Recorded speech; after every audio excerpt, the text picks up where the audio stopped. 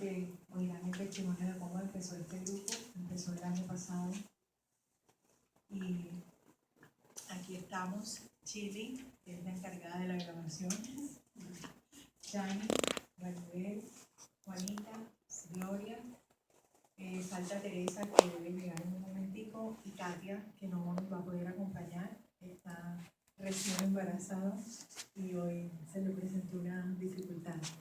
Y yo, que me llamo Selma. Así que este va a ser el grupo coordinador de ustedes y pueden acudir a nosotras en cualquier momento. Más adelante vamos a tener una dinámica donde va a haber 3 coordinadoras y ustedes van a tener una coordinadora. Eso lo va a definir el Espíritu Santo, no nosotras. ¿Amén? Amén. Gracias. Vamos a empezar leyendo la Santa Palabra. El libro del Génesis, capítulo 3. La serpiente era el más astuto de todos los animales del campo que Yahvé Dios había hecho. Dijo a la mujer: ¿es cierto que Dios les ha dicho, no coman de ninguno de los árboles del jardín? La mujer respondió a la serpiente: podemos comer de los frutos de los árboles del jardín, pero no de ese árbol que está en medio del jardín, pues Dios nos ha dicho, no coman de él ni lo prueben siquiera, porque si lo hacen, morirán. La serpiente dijo a la mujer: no es cierto que morirán, es que Dios sabe muy bien que el día que coman de él, se les abrirán a ustedes los ojos. Entonces ustedes serán como dioses y conocerán lo que es bueno y lo que no es. A la mujer le gustó ese árbol que atraía la vista, que era tan excelente para alcanzar el conocimiento. Tomó de su fruto y se lo comió, y le dio a su marido que andaba con ella, quien también lo comió. Entonces se les abrieron los ojos y ambos se dieron cuenta de que estaban desnudos. Cosieron pues unas hojas de higuera y se hicieron unos taparrabos. Palabra de Dios. Yo estoy segura que todas han escuchado esta palabra antes, pero hoy la vamos a mirar con otros ojos. ¿Cuál fue el verbo que estuvo en toda esta lectura? El verbo es una acción. ¿Cuál fue la acción que estuvo presente siempre? Comer. Y no hay casualidad. El segundo pecado que se dio en el mundo tuvo la comida como propósito. Y digo el segundo porque el primer pecado fue a nivel celestial en los cielos, que fue cuando el ángel más bello que había se reveló a Dios. Ese fue el primer pecado. Luego el segundo pecado ya es terrenal, y es donde ese ángel que había caído se encarga de tentar, y tentó a través de la comida. Podemos pensar que esto es en sentido figurado, que no era una manzana, que no era comida. Podemos pensarlo como queramos o lo podemos tomar literalmente. Lo cierto es que la palabra se basa en una tentación de comer. Y entonces desde el principio nos estamos enfrentando a esa tentación de comer. Y desde el principio quien nos tienta es Satanás. Y desde el principio la paga del pecado es la muerte. Y no la muerte del cuerpo, es la muerte espiritual. ¿Y por qué empezamos por aquí? Porque hay que empezar por el principio. Tenemos que empezar a mirar que la gula es un pecado, que es un pecado capital de los 7 pecados capitales. Que la gula es algo más que comer mucho, que está muy rico y saborear, que la gula es algo más que algo que nos hace daño. La gula ofende a Dios y nos aparta de la gracia de Dios. No es un pecado menor. Todo lo que nos aparta de la gracia de Dios es grave. Solo que el mundo se ha encargado de insensibilizarnos hacia el pecado. Y por eso confesamos nuestros pecados con una naturalidad. No, comí hasta que me dieron ganas de vomitar. Estoy llenísima, no puedo ni caminar de la llenura. Tengo una pereza. No, yo no me levanto de esta cama. Qué pereza tan sabrosa. Miren cómo el mundo nos ha hecho insensible al pecado, que lo declaramos descaradamente. O sea, ni siquiera nos da pena decir que estamos en pecado. Y algunas personas dicen, ay, qué exagerada. Eso no es así, pero tampoco, porque se llevan las cosas a la tremenda, qué fanatismo. Y esa es una manera de seguir en la ceguera. Esa es una manera de negarnos la posibilidad de ver las cosas según Dios quiere que la veamos. No hay pecado pequeño. Y la paga del pecado es la muerte. ¿Qué muerte? Espiritual. Primero espiritual, pero el cuerpo también llega a morir por el pecado. Pero la primera muerte es la espiritual porque el pecado nos pone tristes. No se trata de que pensemos que es que Dios nos va a castigar enseguida. Dios sí permite que vivamos las consecuencias de nuestro pecado. Por supuesto que lo hace. Él es un Padre bueno. Y el Padre bueno corrige. Y el Padre bueno permite que sus hijos vivan las consecuencias de sus pecados y de sus errores. Porque sabe que es la manera como aprendemos. Pero esa muerte espiritual la vivimos por el pecado. Y no nos damos cuenta que es a causa del pecado que estamos tan tristes, tan deprimidos, tan desolados. ¿O quién de ustedes no se ha sentido a veces en angustia, en una tristeza, en un desazón, que no saben ni qué hacer con su vida, que no le encuentran sentido a nada, que todo les estorba, todo les contamina, todo les fastidia, las personas las irritan, que no quieren salir, no quieren vestirse, no tienen ánimos para bañarse, y hoy que me pongo y nada, no tengo nada, y tenemos todo? Esas son consecuencias de estar en pecado. Y pueden ser pecados que hemos tenido tan ignorados como la gula, porque no lo hemos visto como un pecado. Aquí lo que queremos en esta primera enseñanza es que aceptemos que la gula que hemos tenido es un pecado. De ahí tenemos que partir. Porque si no aceptamos el problema, va a ser difícil encontrar la solución. Entonces, si la gula es un pecado, ¿cómo combatirla? La gula no se comparte con las armas que nosotros conocemos. Dieta. Son dietas que hacemos y bajamos de peso, pero al tiempo volvemos a subirla, porque no estamos atacando la fuente. Este pecado se puede originar por problemas familiares, por herencias, por ataduras intergeneracionales. Las fuentes de los pecados son varias, porque tenemos esa debilidad y el enemigo conoce y él siempre nos ataca por donde más nos duele. Fíjense que cuando Dios le dice a la serpiente que pondrá enemistad entre él y la mujer, entre su descendencia y la suya, y dice que la mujer la pisará y la serpiente le pisa el talón. ¿Cuál es el talón? Es la representación de nuestra debilidad. Y en nuestra debilidad es donde más atacan. Entonces, si nosotros tenemos la debilidad de la carne, de la boca, del hambre, de la gula, por ahí nos atacan. Y por ahí se mete y desordena todo. De la gula se desprenden muchísimos pecados.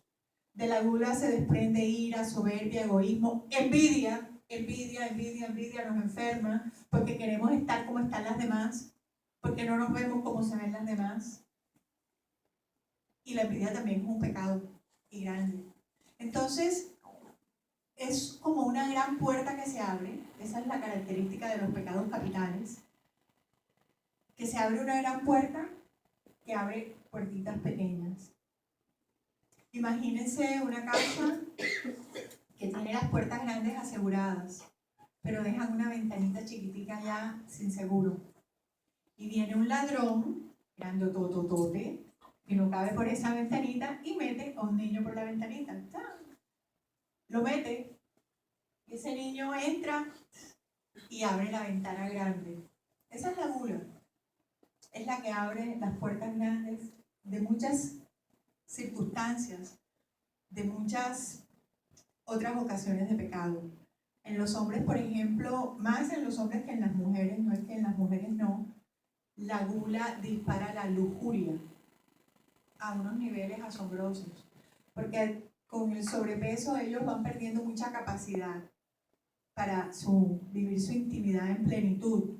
Entonces empiezan a fantasear, a imaginarse cosas y empiezan con lujuria, pornografía, y eso sí que desordena de verdad el rancho, desordena las familias. Hay familias que se están destruyendo porque alguien dejó entrar la gula.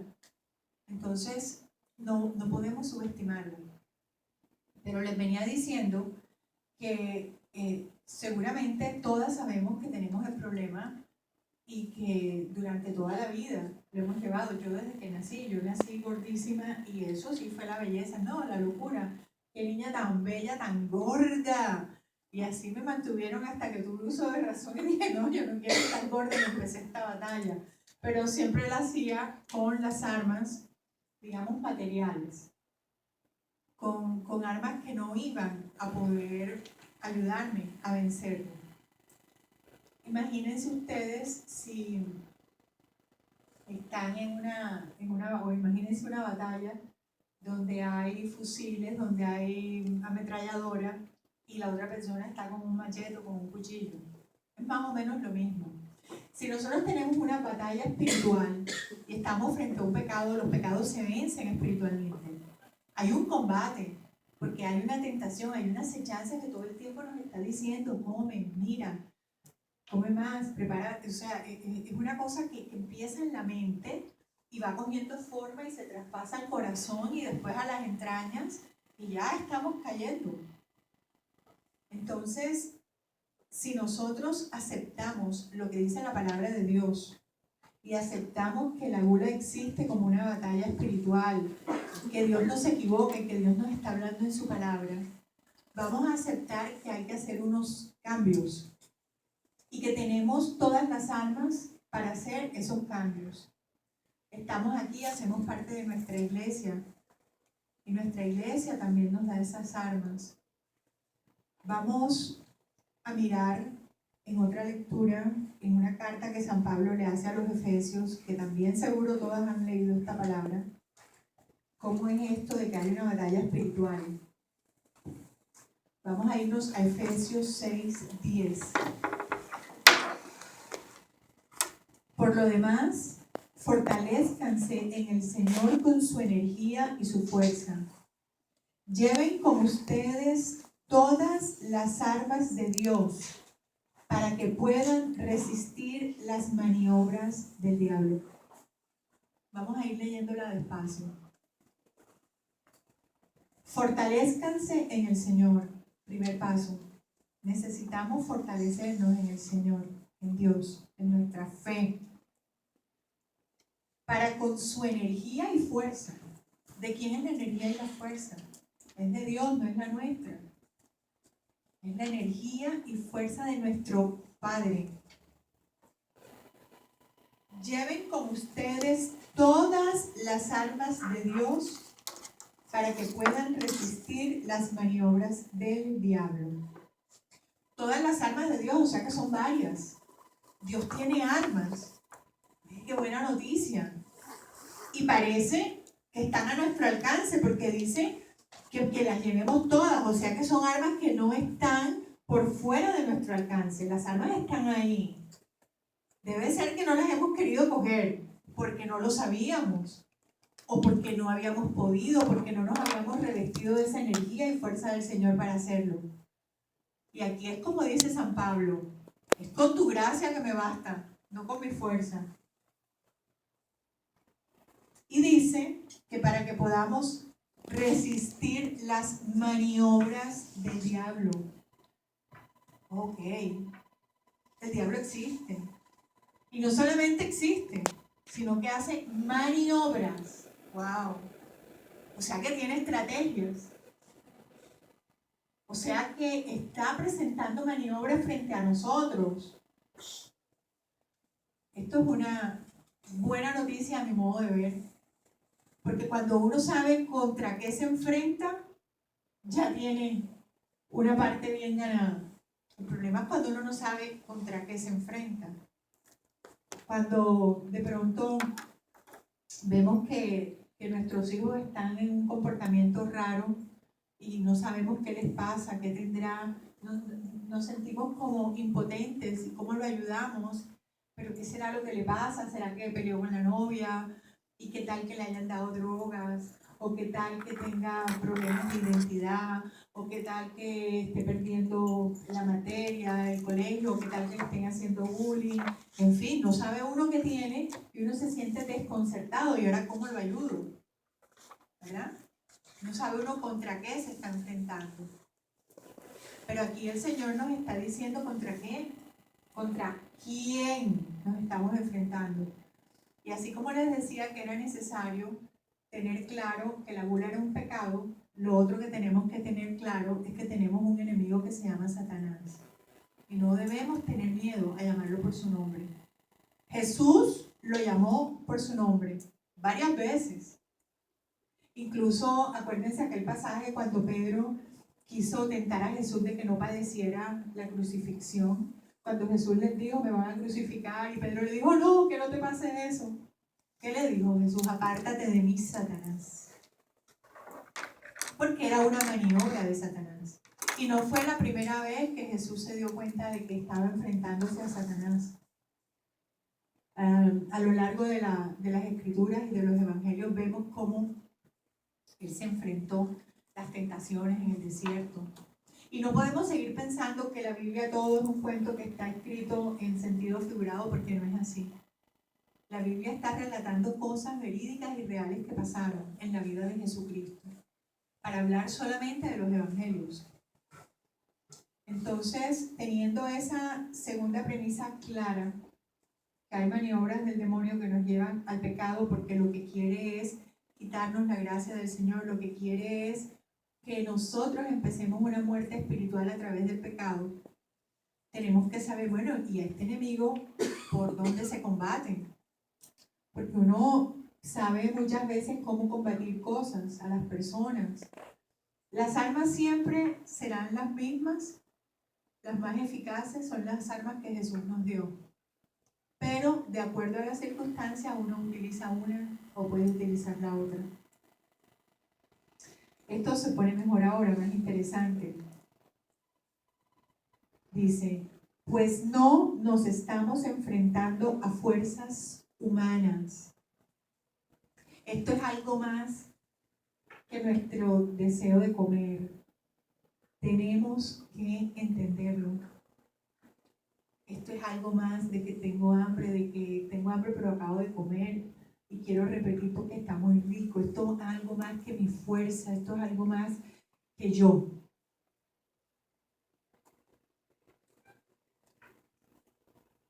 Pues no nos estamos enfrentando a fuerzas humanas, sino a los poderes y autoridades que dirigen este mundo y sus fuerzas oscuras, los espíritus y fuerzas malas del mundo de arriba. Nos estamos enfrentando a esa realidad. Y solamente conociendo esto y aceptándolo, vamos entonces a poder usar esas armas, todas que están ahí disponibles, para que según las circunstancias las vayamos usando. Esta carta la escribe Pablo. Recordemos que Pablo, antes de ser Pablo, era Saulo.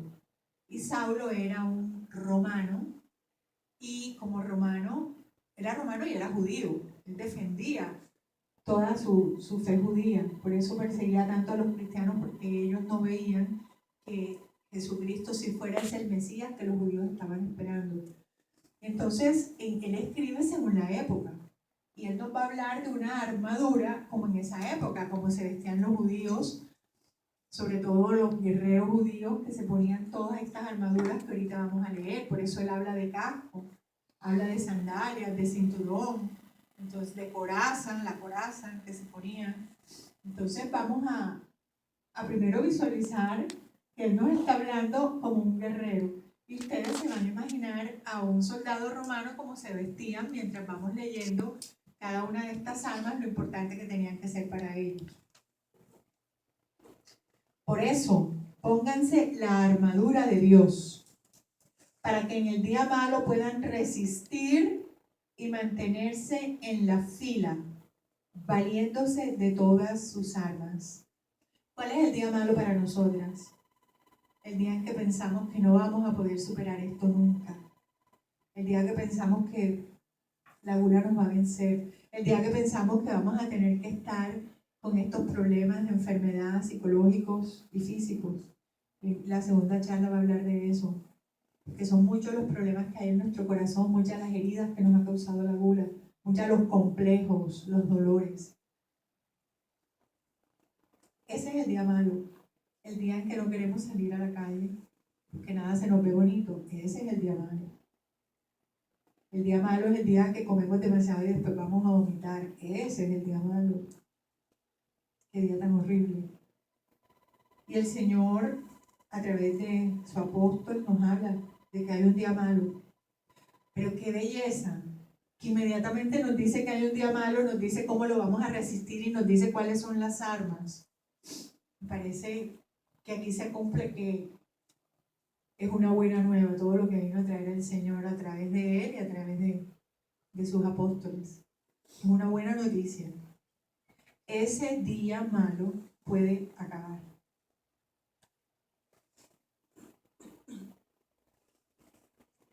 Tomen la verdad como cinturón. Imagínense ese cinturón, cómo el cinturón está en la mitad del cuerpo y cómo nos ayuda a sostener la ropa. Está en el medio de nosotros un cinturón. Imagínense ustedes cogiendo toda la verdad del Evangelio, toda la verdad que vino a revelar el Señor, toda esta verdad que a través de mí el Espíritu Santo está poniendo en sus corazones. Y póngansela en este momento en el centro. Cojan y sientan que se están poniendo un cinturón y digan: Señor, yo quiero que tu verdad sea mi centro, que tu verdad me amarre, que tu verdad me ajuste como lo hace un cinturón.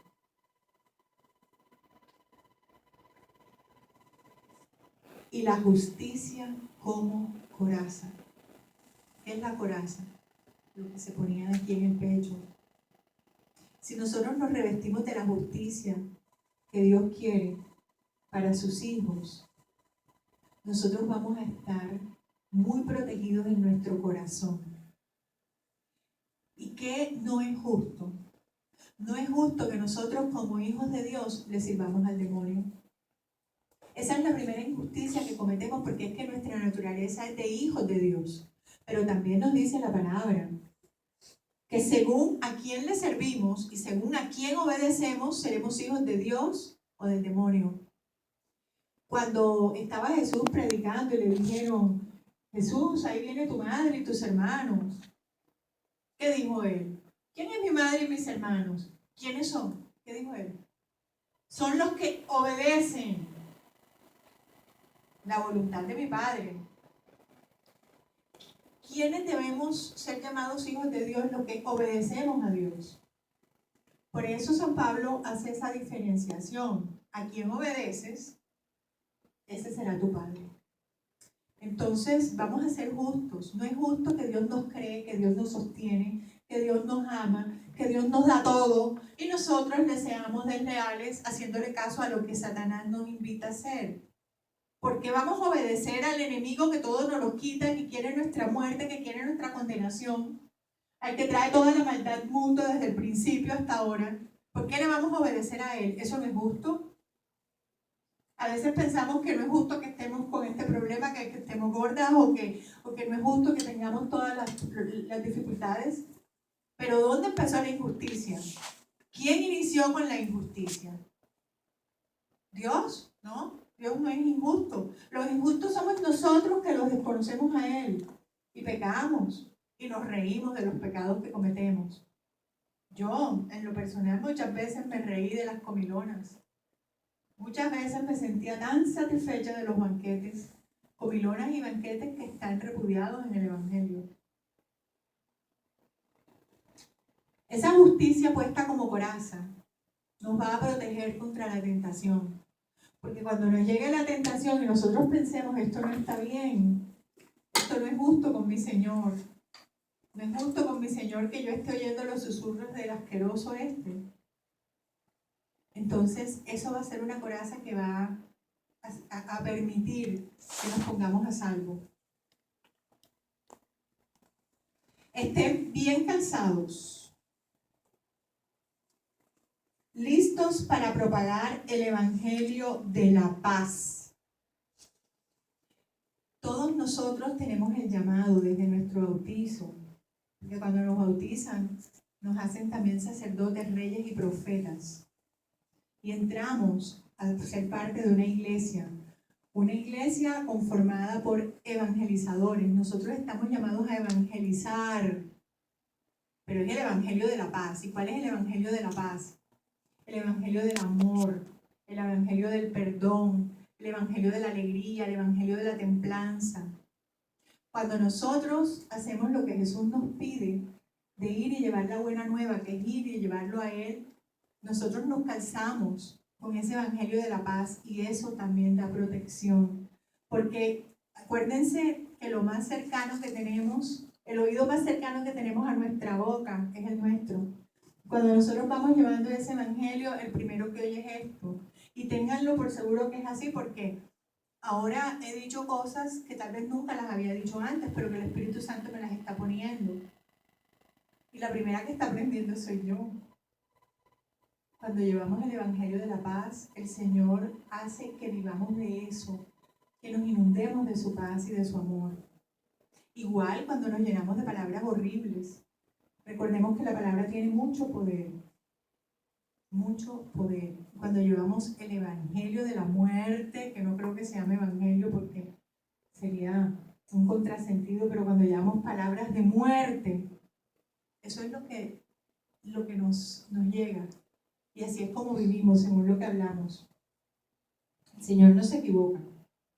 Y si nos pide que hagamos esto es porque sabe que es la manera de estar llenos de su paz. Tengan siempre en la mano, el escudo de la fe.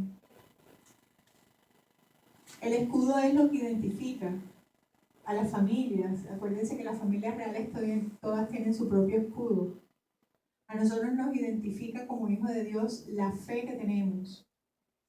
Y esa identificación y ese escudo también nos protege. Porque siempre vamos a insistir en que sí podemos, en que nosotros tenemos un Dios que nos ama, que nos protege. La fe en las promesas del Señor. El Señor nos dice que todo pasa para nuestro bien y yo confío en sus promesas. El Señor nos dice que no tengamos miedo. El Señor nos dice que su gracia nos basta. Tenemos fe en todo eso. Ese va a ser nuestro escudo, la fe. Y así podrán atajar las flechas incendiarias ¿de quién? Adivinen pues de quién. Las flechas incendiarias del mismo, ayer, hoy y hasta que sea vencido totalmente, hasta que sea recogido, porque ya Jesús lo venció en la cruz, lo que falta es que se devuelva para donde tiene que estar. Esto nos dice que hay unas flechas incendiarias, que Él está siempre lanzando. Esas son las flechas llamadas tentaciones que nosotros tenemos que parar. Parar antes de que vengan el blanco. Y si ya dieron en el blanco, sacarlas, sanar y para adelante. Hay que atajar las flechas incendiarias. Son flechas que vienen con fuerza. Son flechas que llegan en el momento que menos nos imaginamos. ¿Se acuerdan esa palabra también que dice que estén vigilantes? Porque anda como un león rugiente buscando a quien devorar. En el momento en que menos nos imaginamos, viene una flecha incendiaria. Pero estamos llamados a atajarla. Y de verdad que podemos. Con ese escudo de la fe, nosotros podemos atajar las flechas incendiarias. Por último, usen el casco de la salvación y la espada del Espíritu, o sea, la palabra de Dios. El casco de la salvación es saber que nosotras estamos llamadas a salvarnos. Y no solamente nosotras y todos los nuestros que nos han sido encomendados. Así se lo dijo Pablo y Silas al carcelero, cuando se dio cuenta que las puertas de la cárcel se abrieron. El carcelero les pregunta: ¿qué tengo que hacer yo para salvarme? Y le dijeron: si crees que Jesucristo es el Señor, si tienes fe, si tienes el escudo, tú y tu familia serán salvos.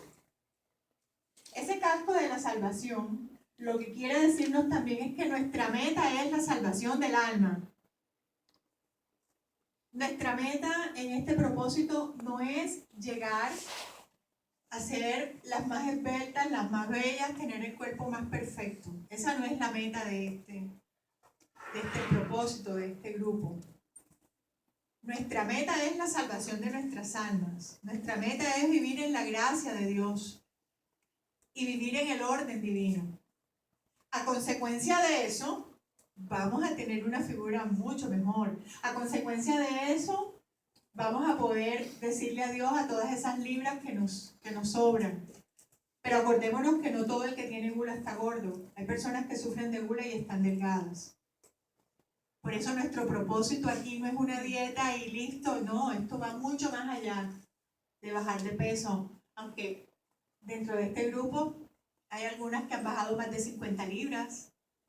Yo he bajado 45. Pero inicialmente yo pensé, le ofrecí al Señor bajar 30 libras y ya voy en 45. Él sabe si me hacen falta otras 5 o si me quiere así. Yo sigo haciendo lo que tengo que hacer. Hay otras que han bajado 25.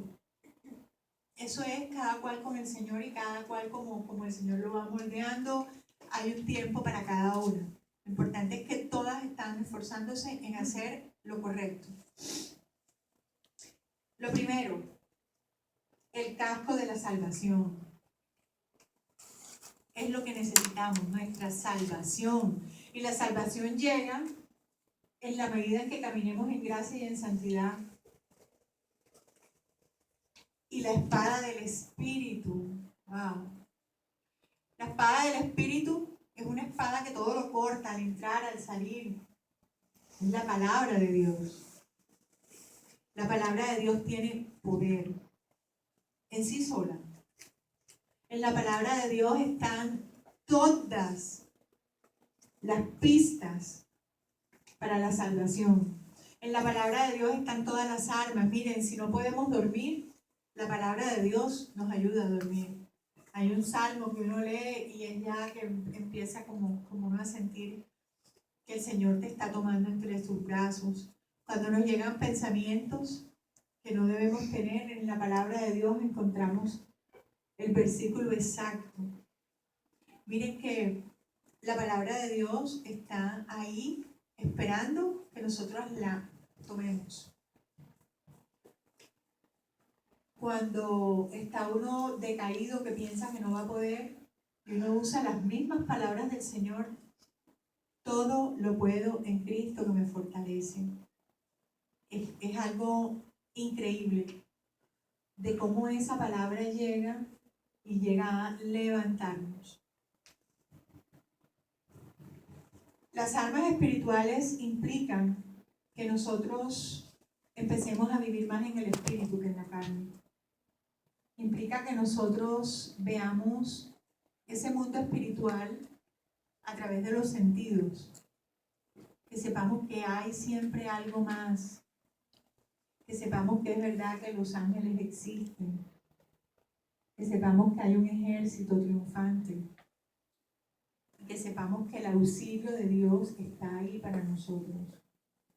No podemos seguir viviendo únicamente en lo que vemos, porque así estamos viviendo a ciegas. Lo que estamos viendo no es lo que debemos ver. Lo que debemos ver va más allá. Lo que debemos ver es invisible a los ojos. Lo que debemos ver es el poder de las virtudes. el poder del amor, de la paciencia, el poder del sacrificio, de la renuncia, el poder del ayuno. Una de las armas más poderosas que hay, dicho por el mismo Jesucristo. Hay demonios que solo se vencen con ayuno y oración. Y creemos que la gula es uno de ellos. El ayuno nos aleja de la ansiedad de lo terrenal. El ayuno sirve para las personas que son compradoras compulsivas.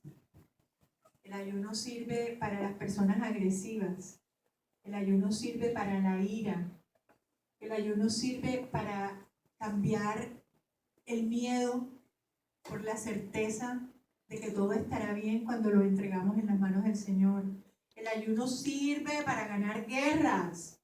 Se han ganado guerras y batallas a través del ayuno. Y también sirve para ganar la guerra contra la gula. La Virgen María, en casi todas las apariciones, y yo creo en algunas apariciones que aún no han sido aprobadas por la Iglesia, pero yo creo en ellas, no es obligación ni siquiera creer, pero sí es algo personal que la Iglesia también respeta. Y una de ellas es Meyugori. La Virgen de Meyugori dice que hay 5 piedras para combatir todo lo que nos aleja de Dios. Y una de esas piedras es el ayuno, otra es el rosario, la Eucaristía, la confesión y la lectura de la Biblia. En unas apariciones aprobadas por la Iglesia, la Virgen también ha pedido que hagan ayuno, que hagan oración, que hagan penitencia, que recen el rosario. Mencioné Meyugori porque, digamos, es la más reciente y yo tuve la oportunidad de estar allá. Pero en Fátima también dijo lo mismo. En Fátima eso fue lo que le pidió a los pastorcitos, penitencia, oración, incluso le dijo, no te prometo, esa fue en Lourdes, en Lourdes le dijo a Santa Bernardita, no te prometo que serás feliz en esta vida, pero te prometo que en la otra sí. A los pastorcitos de Fátima también le dijo, a Jacinta y a Francisco, les dijo que ellos iban a sufrir, pero que era corto tiempo y ellos murieron niños. Y les pedía que entregaran todos sus sufrimientos por la salvación de las almas. Nosotros tenemos un arma muy poderosa que es el sufrimiento, las penas, las enfermedades, los dolores, las tristezas, las angustias. Y esa es un arma espiritual que combate el mal, porque con esa arma María y Jesucristo combatieron a Satanás.